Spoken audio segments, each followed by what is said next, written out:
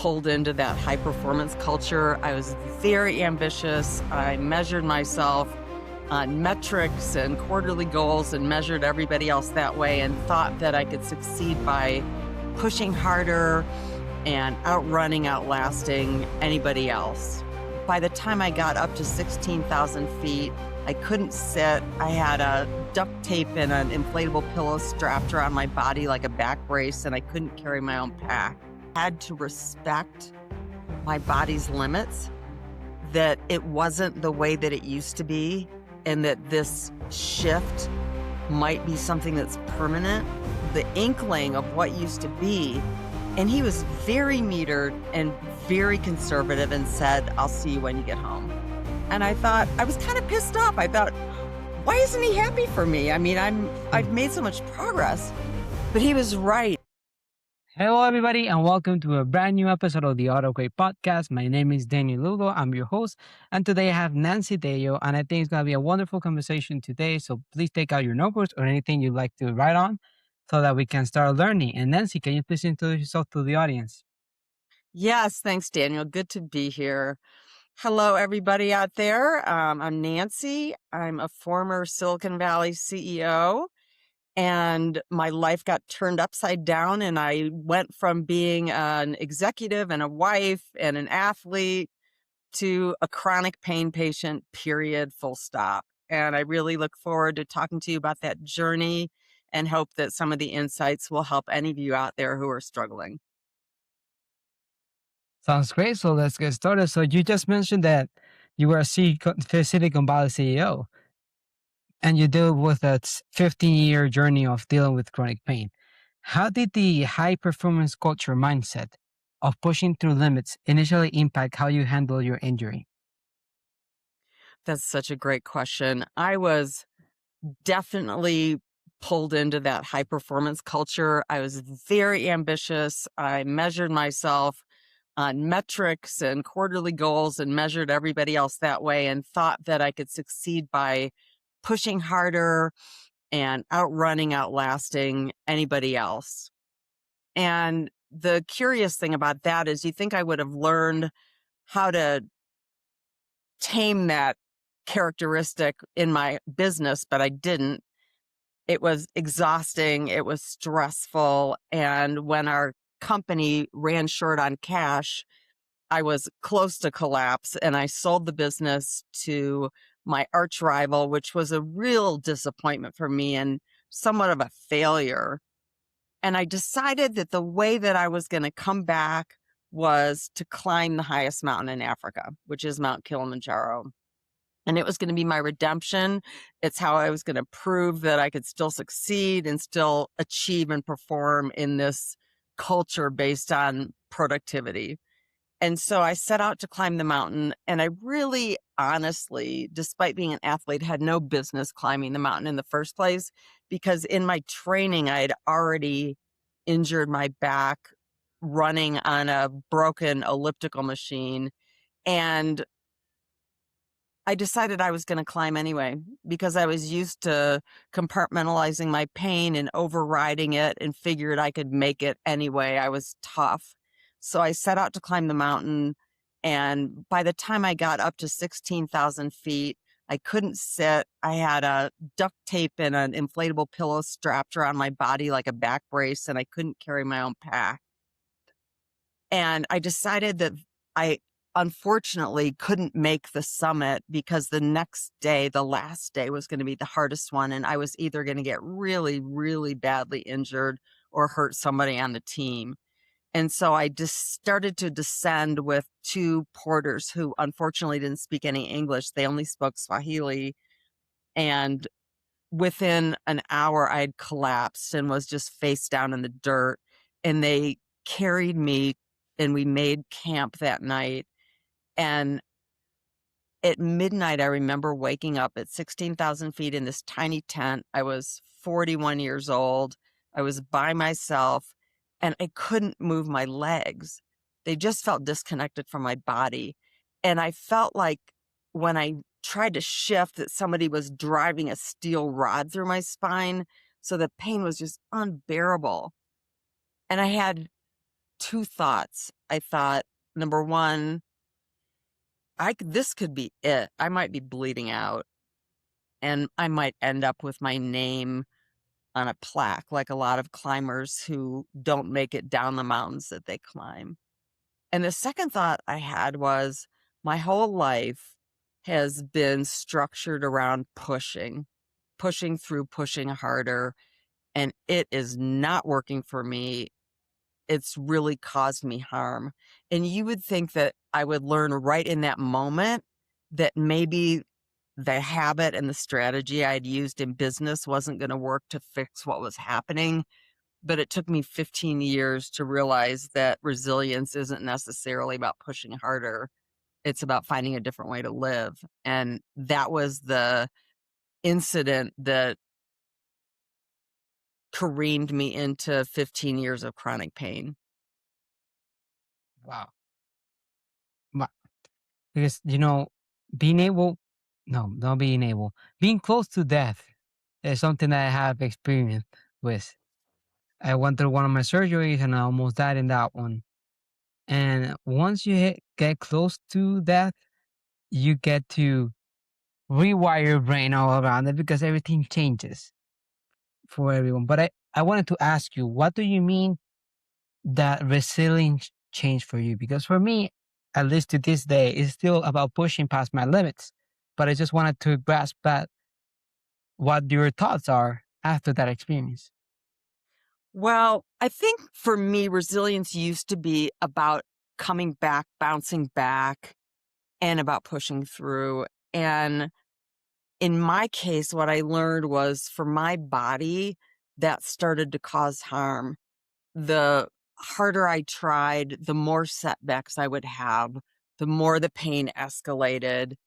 And I realized that I had to respect my body's limits, that it wasn't the way that it used to be, and that this shift might be something that's permanent. At the time, I really thought it was. I never thought I could recover. And I realized that I had to work and adapt and kind of recalibrate within what I could actually do. I see. But, a constant question in my head is if I'm doing enough or if I'm, still behind, I'm not pushing more. So how do we because I like to think of myself as a high performer, right? How do we know that we are not pushing too hard and that we're pushing enough? I think there's a definite balance there. And I had to learn very much by trial and error how much was enough, because sometimes with the body that I ended up getting after this injury, sitting for 10 minutes too long could create a flare up that would send me to bed for weeks.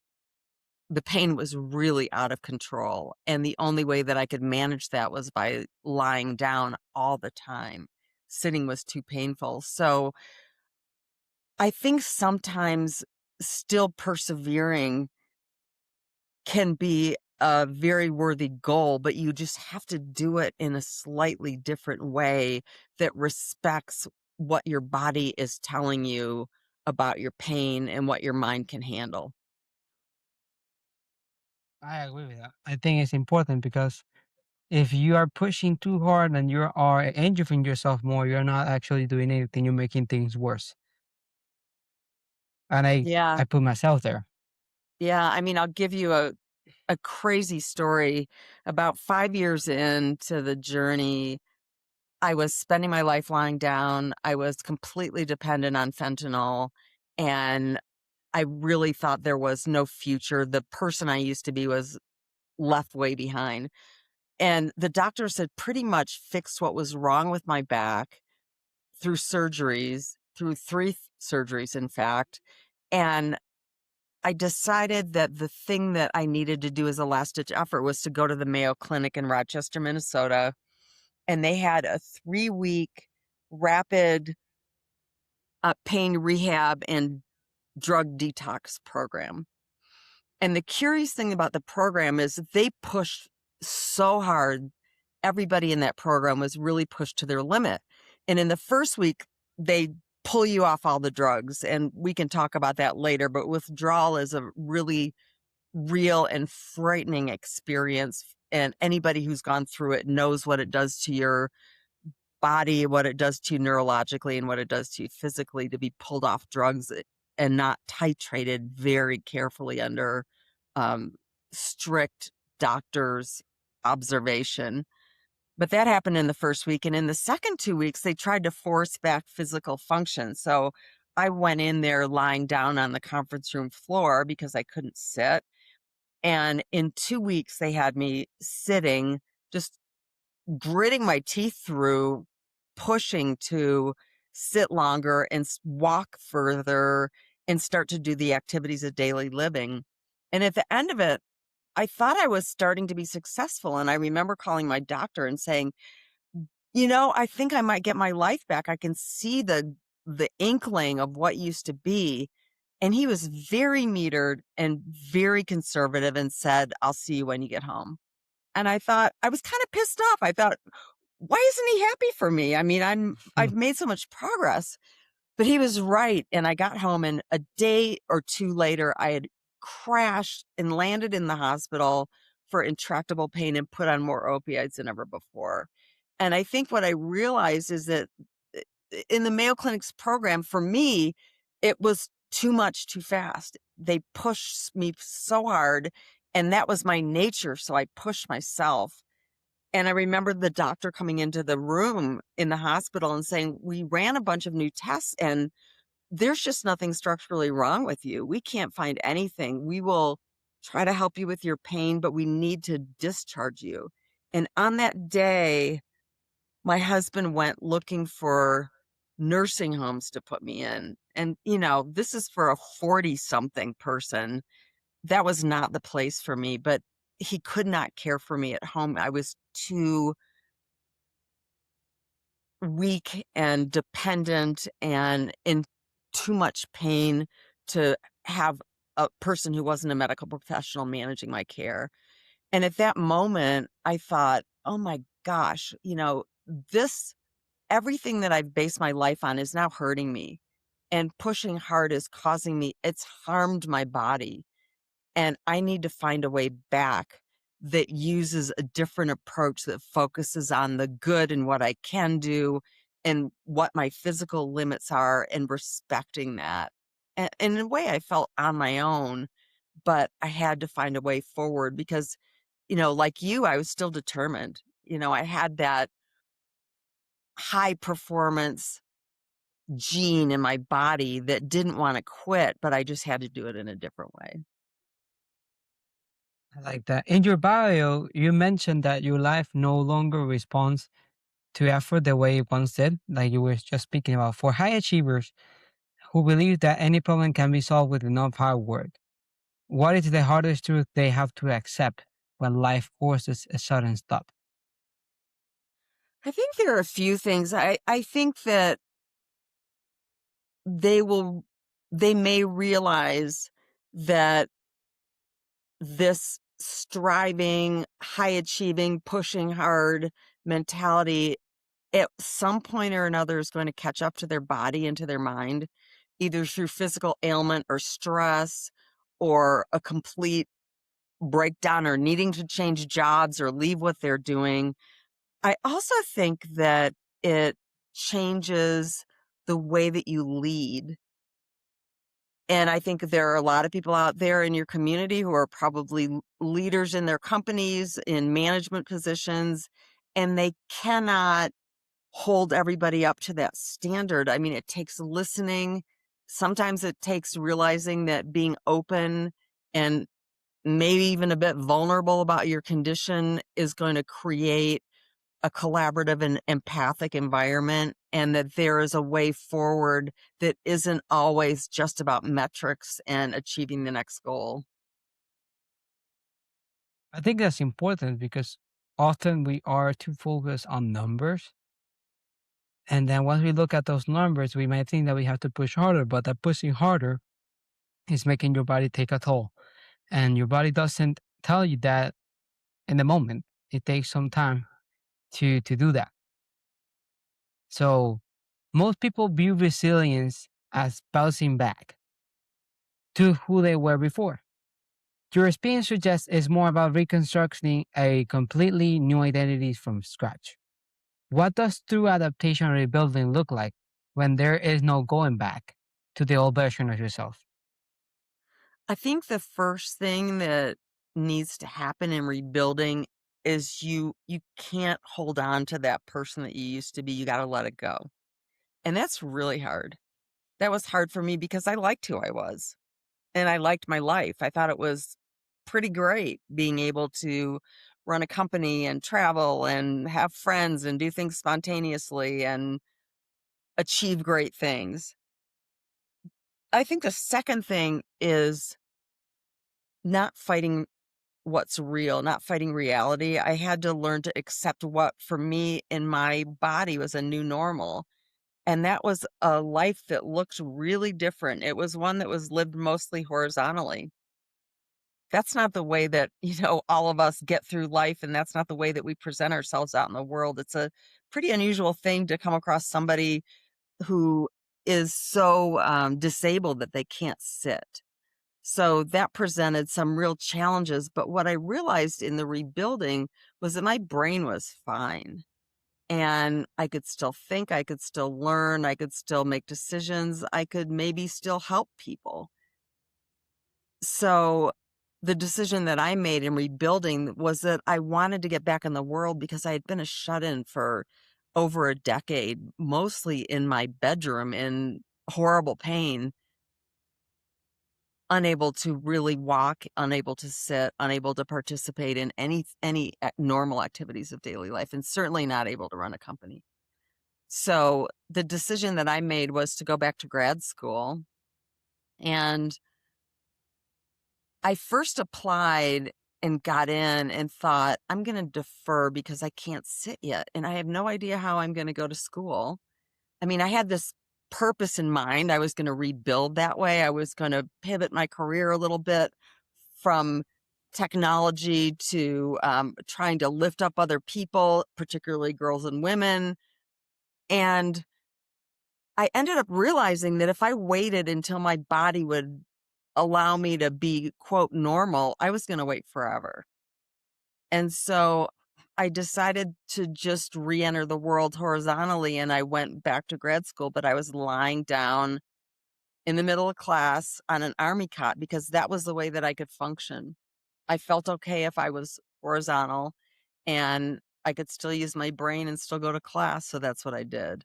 And that was a really key step in rebuilding because I realized that I wasn't defined by my disability. I was a person who just happened to present in the world in a different way. I think you hit a really important point, which is looking at a bigger picture. Even though you have chronic pain and you're not able to sit up, you took a look at I was like, my brain isn't functioning. I can still do this. I can still do this stuff. For me, I went to Crohn's disease. Even though I was not able to eat the same as everybody else, I could do things normally. But when we focus on the things that we can't do, we're gonna live a life that is on the limit. We're not able to do things.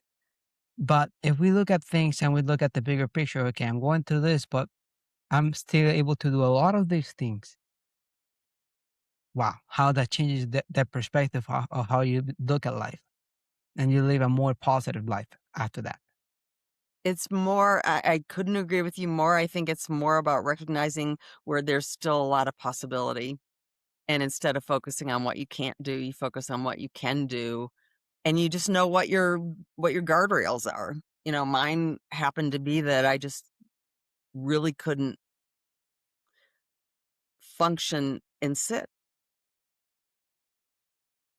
How can people learn to distinguish between healthy adaptation and dangerous perfectionism?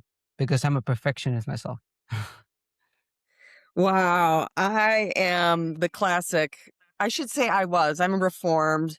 I mean, if I've learned anything through this roller coaster about ambition and collapse and recovery. Perfection for me was a trap because as a real high achiever, my perfectionism was relentlessly striving for goals that were unattainable.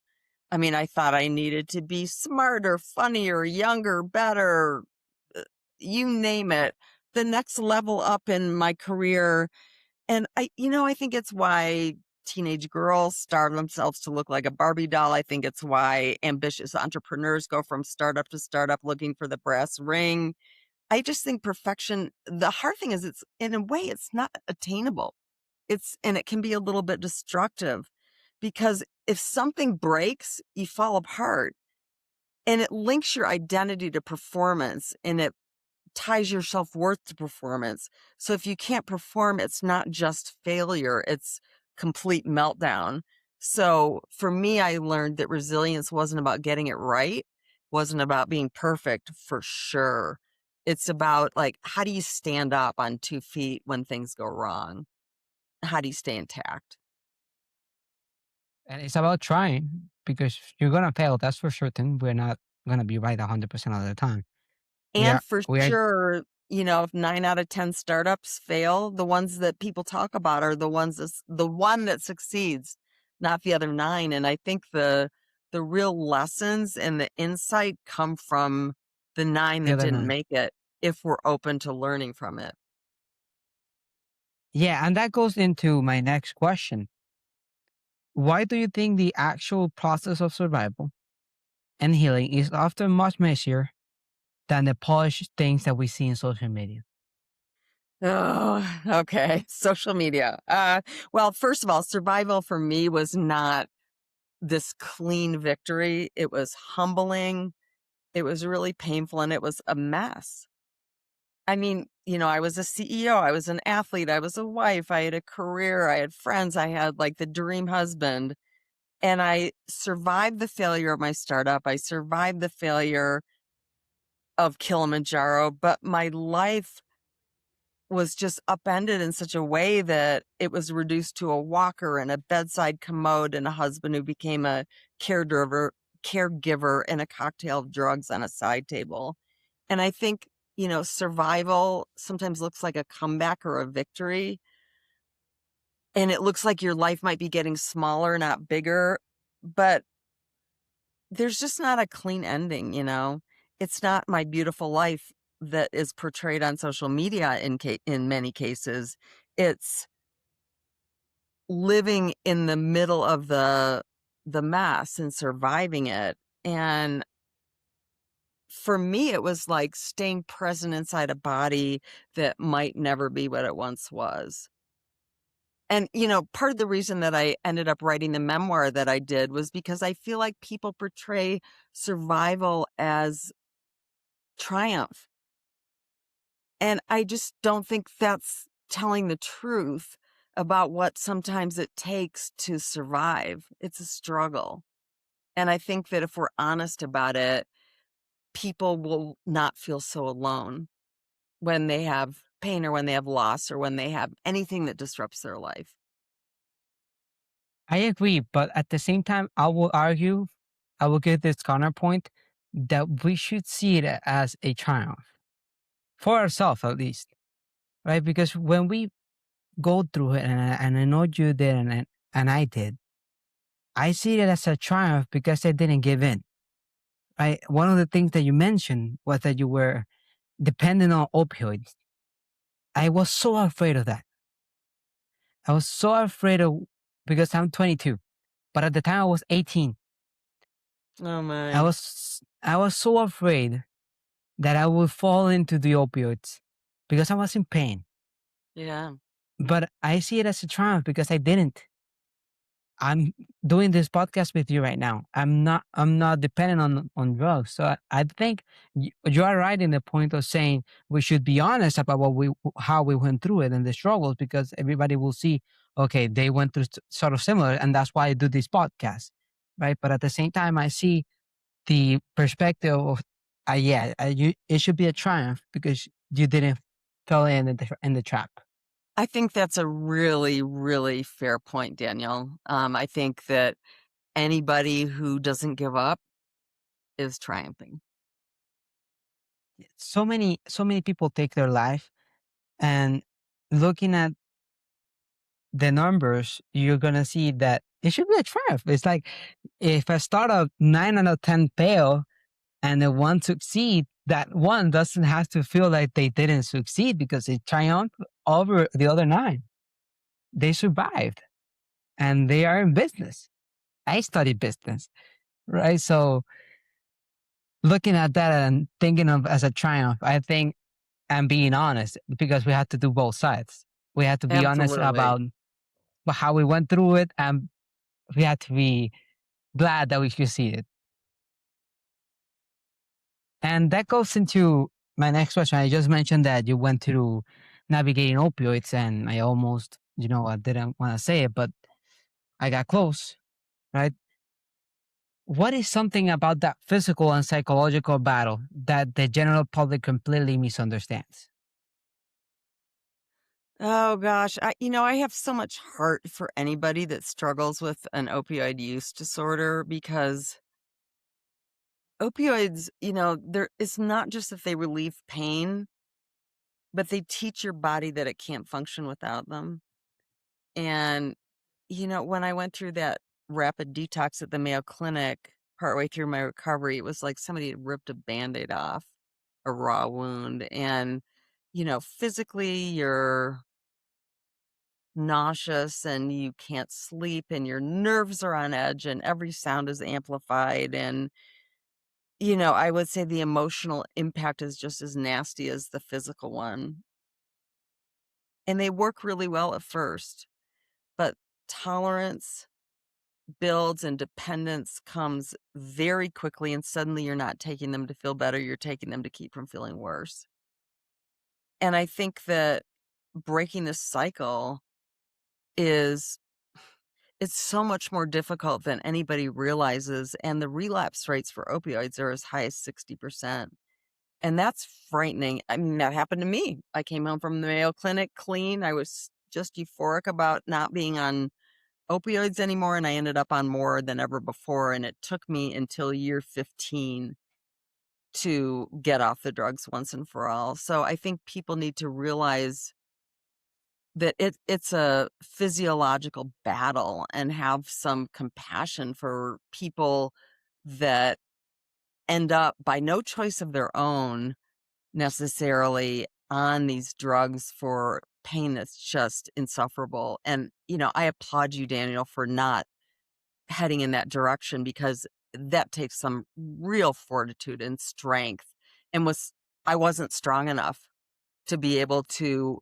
withstand it. And in fact, my first opioid came right after I was carried down the mountain. A famous mountain climber who was filming an IMAX movie on Kilimanjaro gave me 2 Vicodin, and that was the start of it. And I was so grateful at the time because I didn't know how I was going to get to a hospital. And the Vicodin, you know, dulled the jagged edges, but it's such a slippery slope that it's really terrifying. And I think that if you haven't experienced it, you can look at it and feel like you might be better than that. But, I think all of us are susceptible to that downhill battle. Yes, we are. We are susceptible. I was almost there, and thank you for those words. And I commend you for coming off of them because it's hard Yeah. to get into them, but it's also even harder to come out of them. But I do not put that on me because what I see is by the grace of God I didn't.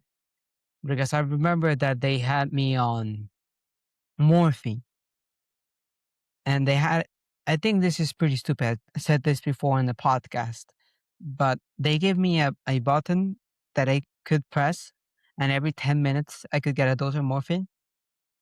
And I was in so much pain that I was just clicking. And even though I wasn't getting the dose, I was clicking. And I vomited and I vomited again. And by the grace of God, I didn't fall into them. But I was so afraid. So one of the points for this podcast is for people to see ahead because we have gone through w- this before. So for them to see, okay, yes, they are tentative, like they are there. They're gonna make you feel better for now, right? But you have to be conscious that you cannot fall into them because if you do, it's gonna be a longer battle to get off of them. And sometimes that battle is not winnable. Absolutely. You know, there's even some evidence, some recent research that shows if you are taking opioids before your surgery, you are less likely to have a positive outcome than somebody who was not on opioids before they got operated on. And it doesn't mean the surgery wasn't necessarily successful. It means that you may have chronic pain that continues. And that happened to me. And the pain became a disease in and of itself, which I think is recognized as such by the medical community today, but it wasn't at the time that I first got sick. Before we end the podcast, I wanted to ask you this question. What does acceptance mean to you today? Is it a form of giving up or is it an ultimate starting point for a new way forward? I love that question. You know, as somebody that had chronic pain, and you appreciate this, I know we think that we have a couple of choices. We think we can fight and we think we can surrender, but acceptance is different from both of those. And, you know, after my injury turned my life upside down and I was forced to live lying down, I engaged with with a therapist, a psychotherapist, and she kept talking to me for years about this idea of the new normal, which to me was this horizontal, monochromatic life and nothing like the person that I used to be. And I always used to say to her, I hate that term. I hate that. Don't use that. I'm not going to do that. And she said, you know what? It does not mean giving up. It just means giving in and stopping the fight with yourself. So acceptance to me doesn't mean I like what's happening. It just means I'm not going to fight reality. And it means that I can have a really crappy day and I'm not going to label it a failure. It means being in your body the way it is, whatever it is at the present moment with if you have pain, if you have limits, you're not overrunning it. You're not trying to override it because if you don't fight yourself, you have more energy to adapt and build around what you can do, which we've been talking about through this podcast. So it allows you to create a mindset that lets you move forward. I think that's a great way to end the podcast. Nancy, where can people find you? Well, if they want to follow my writing, they should follow me on Substack and Nancy Deyo, that's DEYO.substack.com. I have a publication called Life Inside Pain where I write about all of these experiences with the things, the insights in the hope that it will help other people. They can also follow me on my website and write to me there at nancydeyo.com or find me on social media where I am present and trying to still be honest and tell the truth. Okay, that's great. I will leave the link for all your links down in the description so that people can follow you. You can follow me as well on social media, D Dugo Official. And you know, if you need us, you can contact each one of us. I think each one of us is looking forward to helping you in some kind of way. That's what we're here for. So once again, thank you, Nancy, for coming here and speaking to us about your journey and what you learned. Thank you for the audience for being here. Subscribe, like, and share with the people that you love so we can keep spreading this message. May God bless you all. Take care.